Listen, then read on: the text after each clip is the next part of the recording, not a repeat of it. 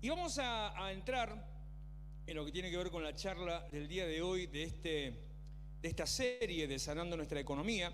Estamos ya en la segunda de las tres secciones, o sea, de las tres partes en que se divide este tema, este material. El primero que vimos hasta la semana anterior, porque ya la semana pasada toqué el primer punto de esta segunda parte, son los síntomas de una economía enferma, cuando nosotros creemos que no podemos, creemos que no vamos a alcanzar, y al mismo tiempo, como le puse después, las mentiras que nos hemos creído respecto a nuestra economía, que son, y las repaso solamente para que, si no vino hasta ahora, sepa de qué se trata, y si sí estuvo, lo tome nota, lo repase. Primero, pensar que la culpa es del otro, gobierno o de un sistema económico. Segundo, pensar que Dios no quiere que sea prosperado. Tercero, pensar que quiere que yo sea pobre y humilde. Y cuarto, creer que Dios rechaza a los ricos que tienen una posesión económica. Todo eso síntoma de una economía enferma que demuestra que estoy mal encarado, que estoy mal enfocado, que si creo eso, ya partí de un mal principio. Porque todo aquello que yo crea, aquello en lo que trabaje, aquello en lo que me enfoque, es lo que le voy a dar importancia, le voy a dar relevancia y lo voy a hacer crecer. Entonces, si creo esas cuatro cosas, lo que va a crecer es que va a seguir empobrecido. Aclaramos ya la semana pasada, entrando al primer punto de esta segunda parte, que prosperidad, como dijo recién Ana, no es tener mucha plata, no es estar lleno de dinero, no es tener para tirar, no es poder convertirse en un comprador compulsivo, entonces gasta porque sí. No es la época, alguna época que se vivió en nuestro país del 2x1, que todo era tan barato, entonces dame dos, no 2x1, dame dos, sino que prosperidad significa ser suplido. Prosperidad significa tener lo que necesitas y bueno, y que no te falte. Tampoco es el hecho de estar justo, sino que libremente, con esa libertad que el Señor nos da, vos te puedas mover, vos puedas entrar, salir, ir, venir, hacer, disfrutar, que es una de las cosas que les voy a mencionar ahora también, y sí, que te sientas pleno en todas las cosas. Tal vez la mejor palabra que define prosperidad es plenitud, en este caso en el área económica. Poder sentirse como sin la necesidad de tener que ir corriendo detrás de una hora extra, algún premio especial, alguna changuita adicional para poder llegar a fin de mes, porque si no al día 15 se me terminó. Y en ese punto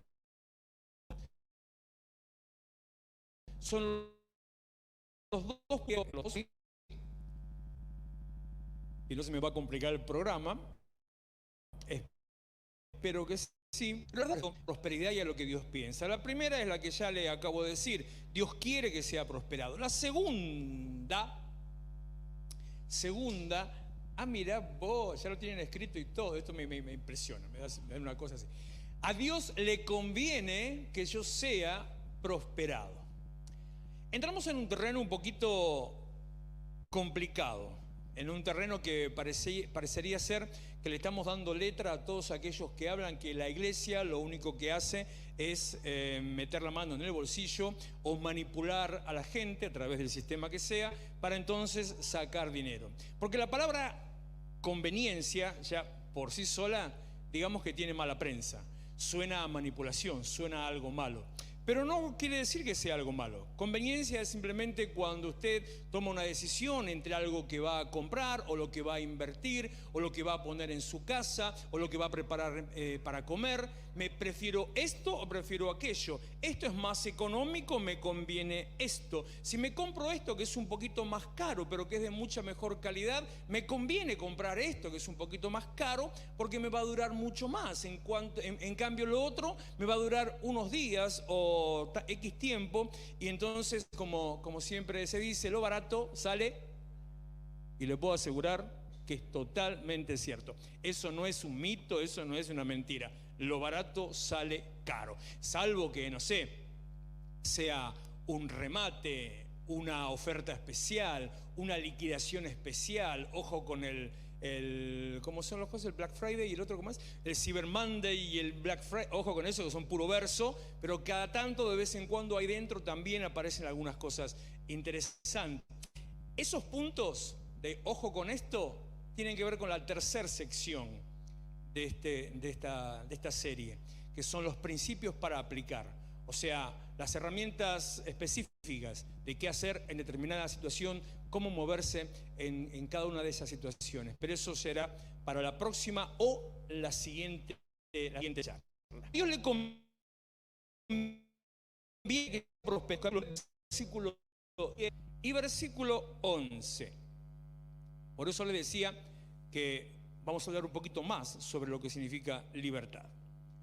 Y el que da semilla al que siembra y pan al que come, proveerá y multiplicará vuestra sementera. Sementera es, en el contexto que lo está escrito acá, es el depósito del grano para poder sembrar.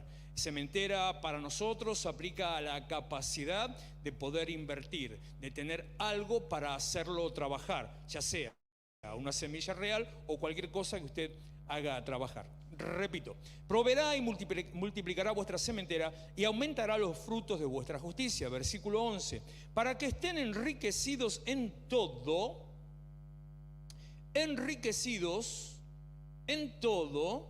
no en las emociones, no en el alma, no en la calidad o perfección espiritual, no en la virtud, en todo. ¿Qué significa todo? Si yo le digo a usted la palabra todo, ¿a qué le suena? ¿Que falta algo? Si digo todos, nos metemos en un terreno complicado, ¿no? Porque todos y todas no tienen nada que ver, todos y todas, esto lo vengo diciendo hace años y hoy lo veo en forma testimonial, soy testigo. Hace años que decía, no tiene que dividir, porque si usted dice todos y todas, lo que hace no es unir, está dividiendo, marca la diferencia, marca la división. Bueno, así estamos, acá llegamos en una división cada vez más grande en todas las áreas en nuestra vida. Todo significa que nada queda afuera, todo significa que se abarca absolutamente todo. Entonces, para que sea enriquecido en todo, y enriquecido en todo aplica sí a las emociones, sí a los deseos, sí a la plenitud de espíritu, sí a ser mejor persona, sí a un mejor nivel de vida. Todo. Yo apunto a decir, no, bueno, cuando se está diciendo todo se refiere a todo lo demás, a esto no, entonces no es todo. En este concepto de la palabrita que ahora ya viene enseguida, que se llama concepto de liberalidad, hace la conjunción de las dos cosas. El darme todo, ser enriquecido en todo, pero a un propósito, para un fin, para una aplicación. Como cuando se habla en la Biblia respecto de la unción en el sentido correcto, o sea, la unción verdadera, no la unción del circo, no la unción del que se cae, no la unción de rebollar cosas. Eso puede tener su parte correctamente aplicada en un momento o no. La unción significa la presencia de Dios en uno, significa la cobertura del Espíritu Santo dentro de uno, sobre uno, para determinada tarea. La carta de Judas dice específicamente, ustedes tienen la unción del Santo.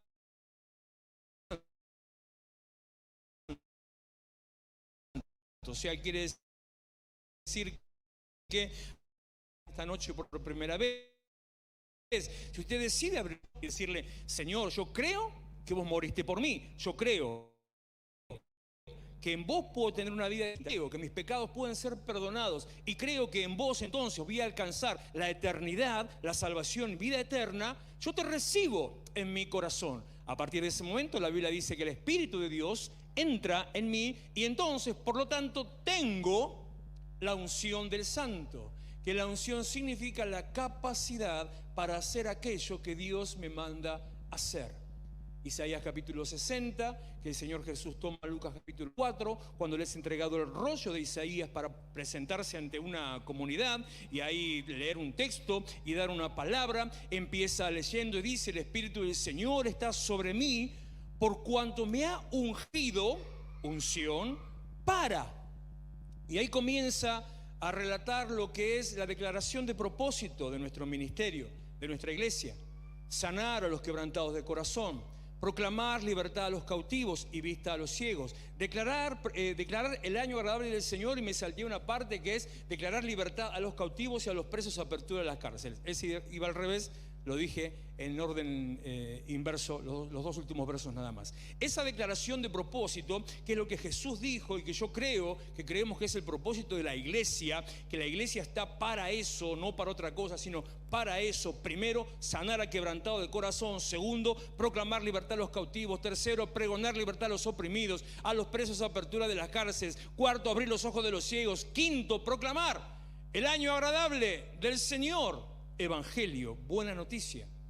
Todo eso es la consecuencia, el resultado de la acción con la que se empieza el ungido para. Fui ungido para hacer todo eso. La unción es para. La prosperidad es para.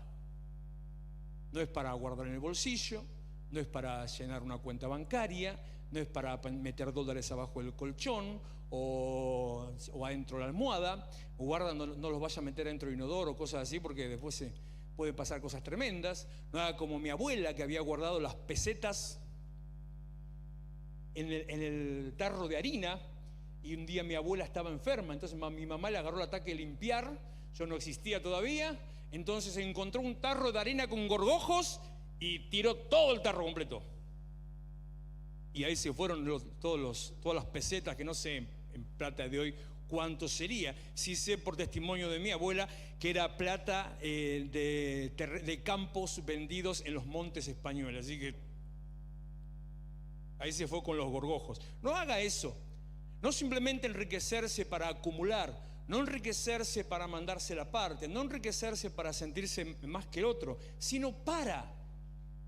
¿Y cuál es el para? Verso 11, otra vez: para que estén enriquecidos en todo, para toda liberalidad. ¿Qué significa moverse con libertad? ¿Qué significa entrar y salir con libertad? ¿Qué significa no tener que andar pidiendo a nadie permiso? No tener que andar pidiendo prestado, no tener que estar rogando una ayudita o una limosna, no tener que estar esperando que alguien desde una posición superior, con la arrogancia que la posición superior a veces suele tener, se incline a tirarte una moneda. O no sería una moneda, tal vez serían unos cuantos miles de pesos, pero con el mismo espíritu, en la misma acción, el darte una limosna. La liberalidad es la cualidad que nos permite el Señor, a través del Espíritu Santo, cuando nosotros estamos en Él, de movernos con libertad en todo lo que haga, en todas las cosas. También la palabra liberalidad aplica el sentido amplio de la palabra liberalidad. Me voy a poner en teólogo, en el original griego del Evangelio. Aplica reparto, distribución. No distribución de la riqueza, Walter, no, eso sabes que ese principio no aplica al Evangelio. El principio socialista no aplica al Evangelio. Ese es un cuento de alguno que se quiso aprovechar de la palabra de Dios y adueñarse de los principios cristianos. Nada que ver con eso. Distribución, ¿qué significa? Tener para, entonces teniendo, dando gracias a Dios por poder tener, sintiendo ese nivel de plenitud que Dios te da a través de este concepto de liberalidad, y entonces, como tenés, poder dar al que no tiene, con la misma liberalidad que te vas a comer afuera, que te vas a ver una película, que te vas a ver el Mundial a Qatar, que te vas a comprar, no sé, un helado, una hamburguesa de McDonald's que está más cara que el pasaje a Qatar, no sé. No sé cuánto sale, pero sé que es bien cara. Porque la última vez que fuimos con las chicas fuimos a... Bueno, nos gusta más... ¿En serio me está diciendo? Amo a mis hijas que no les gusta McDonald's. ¿2.000 pesos? ¿Alguien puede dar testimonio de lo que está diciendo Marcela? Manga, loco, trastornado, y siempre está lleno de gente. ¿De qué se quejan después? No, a nosotros cuando vamos de vez en cuando vamos a Mostaza. ¿Nos gusta más? La hamburguesa de mostaza. Que no está menos, no está 2 lucas, está menos. Y bastante menos, creo. ¿Vos qué te gusta? Vos sos McDonald's. Tenés criterio, hermano. Sé libre, pensar. No sigas la corriente. Que no te metan en el verso. Así que no era así. ¿Cómo era la propaganda de Mostaza? No te comas el verso. Ahí está. Publicidad aparte, después facturamos a Mostaza y siquiera a McDonald's y a Burger también. Para que estén enriquecidos en todo para toda liberalidad, la cual produce por medio de nosotros, algo que le acabo de decir recién, acción de gracias. Agradecimiento por lo recibido te lleva a dar a aquel que tal vez no ha recibido o no tiene, y después de eso moverte con libertad. Nos pone también en la posición que siempre digo sobre cuál es la posición de la iglesia. La capacidad de transformar, la autoridad de transformar. Porque esto apunta, a ver si me entiende este concepto. Esto apunta primeramente al necesitado. Pero después Santiago lo aclara y Pablo también lo dice, al necesitado de Dios. En primer lugar, apunta al cristiano. Con ese principio nosotros intentamos, a veces no se puede como uno quisiera, asistir a aquellos de la casa que estén pasando alguna necesidad. Para eso son las primicias que siempre se presentan cada primer culto del mes y algunas otras cosas que la gente que trabaja en el área también de su propia voluntad siembran, o que la iglesia de su propia voluntad o capacidad también siembra. Pero en realidad, en sentido amplio, no es para sostener al de la casa porque no puede, sino al de la casa que eventualmente no puede. Porque el principio de liberalidad te lleva al punto de entender que la iglesia sí puede y que el cristiano, una vez pasado su tiempo de proceso, no te falta. Le vuelvo a repetir, Juan capítulo 10, versículo 10. Yo vine y la abundancia no se refiere solamente a la vida, sino vivir en abundancia, en plenitud, en gozo, en amor, en deleite, en descanso. Ese es el verdadero evangelio. Y si algún otro me viene a querer presentar un evangelio distinto, sea anatema, parafraseando Gálatas, y no es eso el evangelio que Dios a mí me enseña. Si pasé necesidad, me puedo tomar las palabras del apóstol Pablo diciendo, casi recitando, en todo y por todo soy enseñado, sé vivir en abundancia, sé vivir en necesidad. Todo lo puedo en Cristo que me fortalece. Tuve mucho, muchísimo. Tuve nada, nadísimo. Y en medio de la nadísimo conocí al Señor, el que, conocí teniendo mucho, por conocer al Señor me quedé teniendo nada, y por mucho tiempo teniendo nada conocí la gracia y la misericordia del Señor, el cual nos ha puesto en una posición de liberalidad. No teniendo lo que tenía, pero disfrutándolo mucho más, teniendo más fruto, y lo que siempre me encanta de eso, teniendo menos, supliendo. Antes tenía más y faltaba. Eso sí es lo hermoso de cómo es que Dios obra. Una vida en abundancia, para recibir, para tener y para dar. El dinero es la herramienta de Dios para hacer su voluntad. El dinero es la herramienta de Dios para hacer su voluntad. ¿Qué quiere decir esto?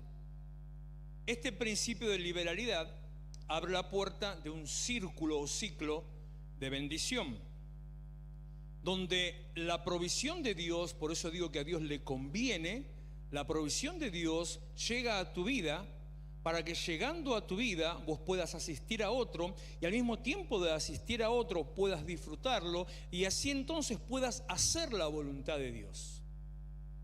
Así como en un principio, dice el libro de Hebreos, Dios hablaba a través de los ángeles, los profetas, después su Hijo, y hoy lo hace a través de la iglesia. Del mismo modo, las manos de Dios hacen la obra de Dios son o es la iglesia y somos cada uno de nosotros.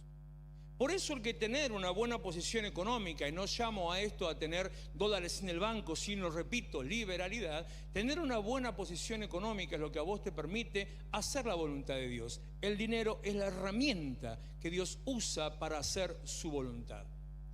Hay algunos pasajes, algunos que pueden ser contradictorios, que los pasé por alto. Me encantaba hablarle del mayordomo infiel, pero no preferí sacarlo para que no genere algún conflicto. Pero me voy a Mateo capítulo 20, versículo 1, también va a generar conflicto, pero bueno. Mateo 20, versículo 1, dice: el reino de los cielos es semejante a un hombre, padre de familia, que salió por la mañana a contratar obreros para su viña. Y habiendo convenido con los obreros en un denario al día, que es aproximadamente, calcule en la relación en el tiempo, es como si fuera hoy el trabajo a jornal, o sea, lo que gana en un día de laburo. Una moneda, pero en la relación económica de aquella época hoy es como si fuera lo que ganaría en un día de trabajo.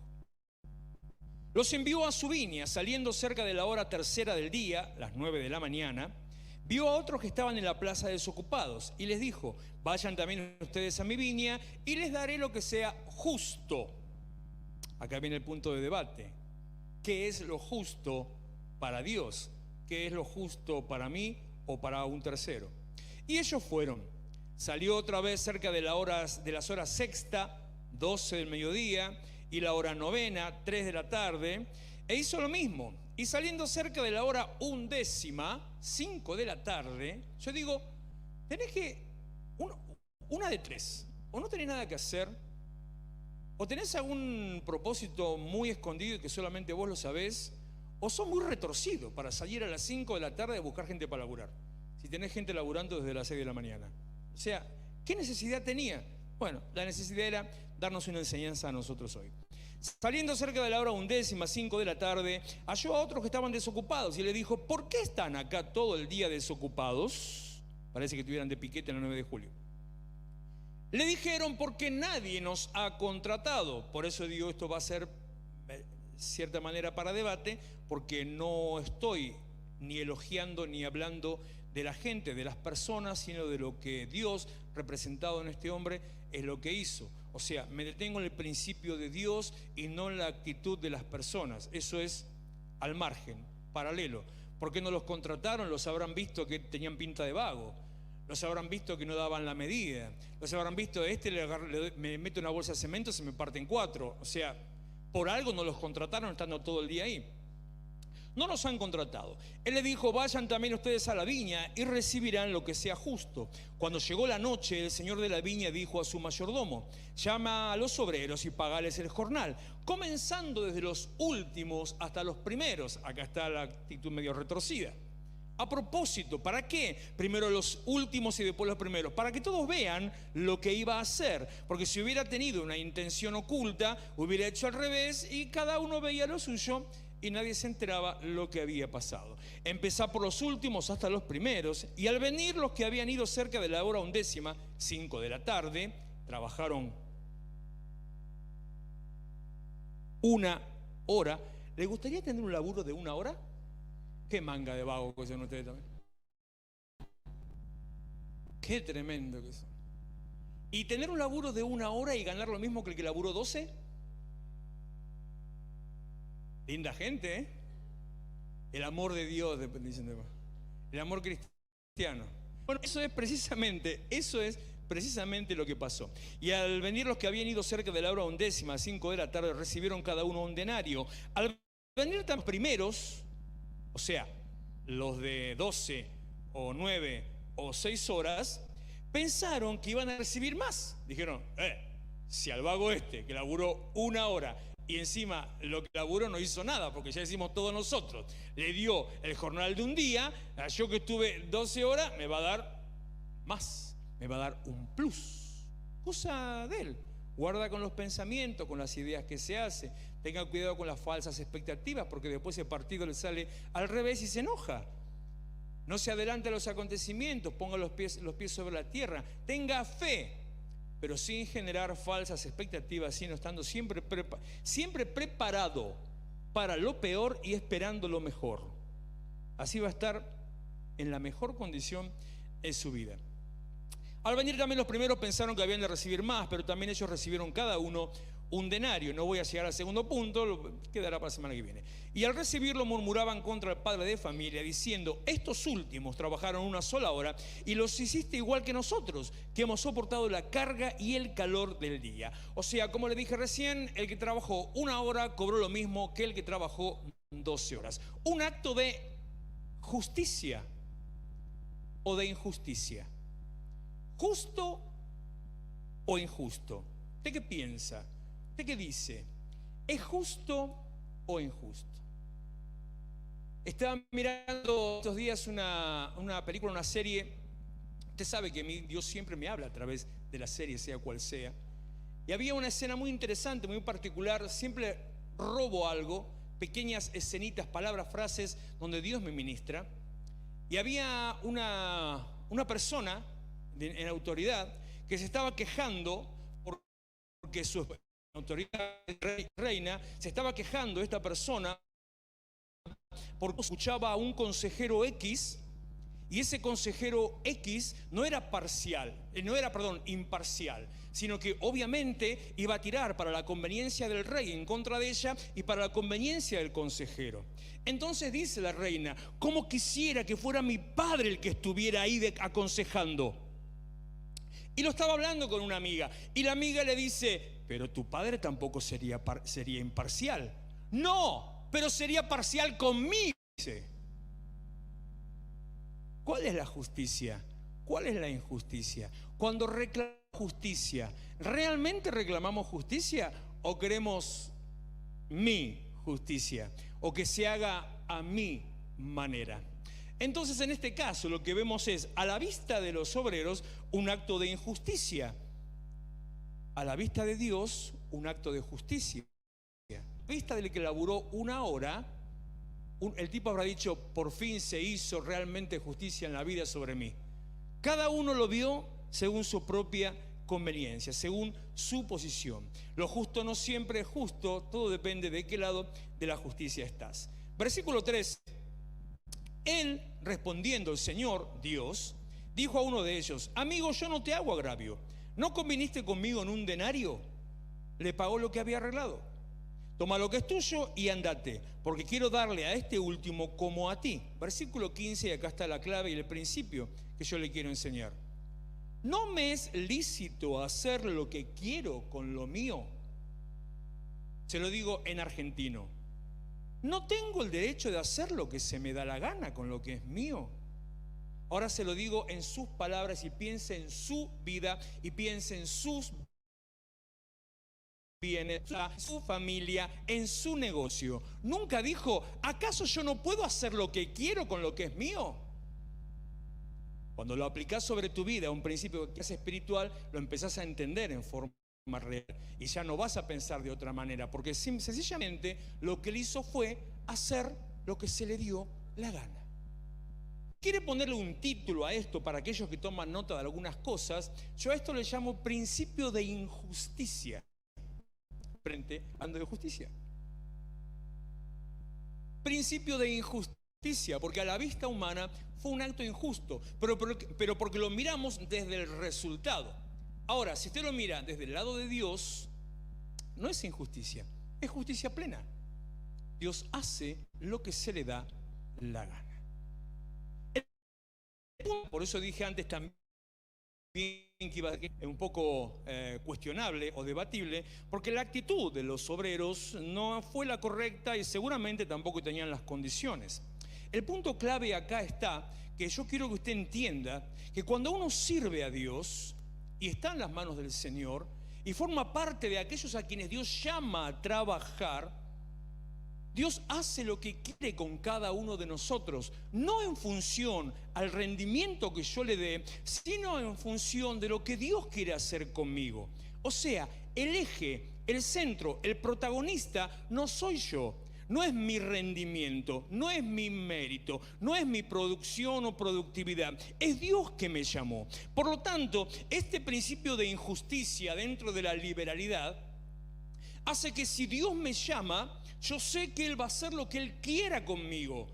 Y entender que lo que Dios quiera conmigo, si es para que yo tenga abundancia para poder asistir y dar a otro, si es para que tengan abundancia y así pueda servirle a Él, lo que Él tenga conmigo, para mí, va a ser de bendición. Principio de injusticia es esto, pero le dije antes, el principio de liberalidad, que abre la puerta al ciclo de la bendición. Recibo lo que Dios me da para dar, que está en el medio, entre paréntesis, siembra y cosecha. Cuando doy, recibo más de parte de Dios, porque Dios me da para que dé. Cuando llego a una posición, a un nivel, tengo esta liberalidad y libertad, que ahora voy a esto y ya con esto termino, para poder servir a Dios con mayor libertad aún. Dios privilegia al que le sirve, pero este privilegio tiene algunos requisitos. Primero, quien trabaja para Dios necesita disponer de su tiempo. Para usted poder hacer la obra de Dios, cuanto más tiempo libre tenga, más va a trabajar para Dios, si es que se dispone a trabajar para Dios. O sea, en realidad, el que trabaja para Dios tiene que tener tiempo libre, poco o mucho. Ahora, segundo, el que trabaja para Dios va a disponer de su tiempo. Y digo disponer y no tener el tiempo libre, porque cada uno con lo suyo hace lo que quiere. Entonces usted puede usar ese tiempo para servir a Dios o para irse a Qatar. Haga lo que quiera. Tercero, Dios paga según su voluntad, según el fruto que Él cree que yo doy cuando yo estoy haciendo su voluntad, no según mi condición, no según mi capacidad. Cuarto, preparen su mente para servir, dice de Pedro capítulo 1, versículo 13, en la versión PDT que me voló la cabeza esta mañana. Preparen su mente para servir. Dios quiere que yo les sirva. Dios privilegia al que les sirve. Necesito tiempo libre y si lo tengo, disponible su mente para servir. Así se activa el principio de liberalidad, que es tener tiempo libre para servir y disponer de mis tiempos. Para eso necesito ser prosperado. Volviendo al punto anterior, para combinarlo con esto y terminar, Dios quiere que yo sea prosperado. Segundo, a Dios le conviene que yo sea prosperado, porque si yo soy prosperado, entonces yo tengo tiempo libre para servir al Señor. Y teniendo ese tiempo libre para servir al Señor, puedo ser de bendición para la obra del Señor y para aquellos a quienes están escuchando.